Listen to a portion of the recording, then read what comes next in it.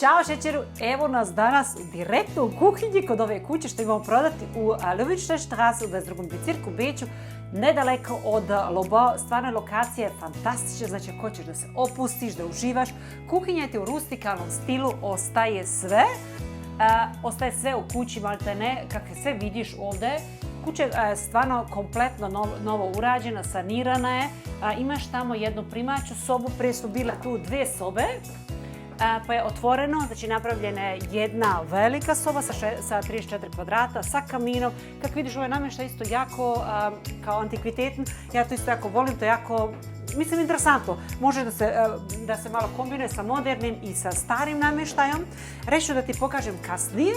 Imaš tude jedno isto kupatilo, u suštini kuća ima 3 kupatila, 2 toaleta. Podrum ti neću da pokazivam jer onda će biti video predugačak.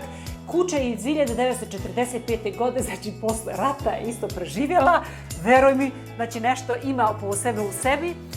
I 2002. godine je kompletno saniranje. Imamo gore sto potkrovlja, to ću ti u drugim video da pokažem, jer bit će video dugačak. Imaš tu jedan toalete sa umiljonikom. Kako vidiš, ovo je sve u rustikalnom stilu, prozori su novi, imaš isto manuelne šalozine, sa alarmama je sve povezano, znači ako ti neko upadne u kuću, odmah zvoni, eto ti policija na vrata, šalim se.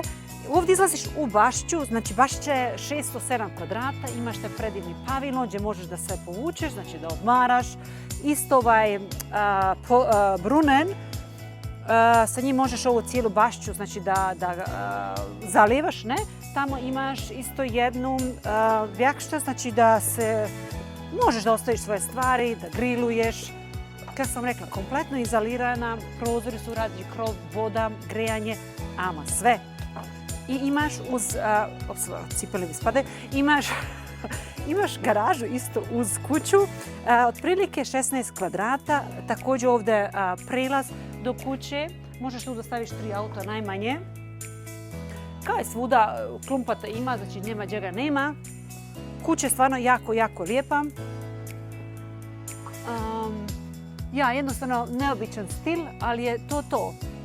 I sve će znači da se ovako proda kako stoji. Ako nećeš, ne moraš, mi ćemo to znači da izvadimo se iz kuće, znači istrpamo, pa nas kontaktiraj. Pokazat ću ti drugi video, znači ostani uz nas.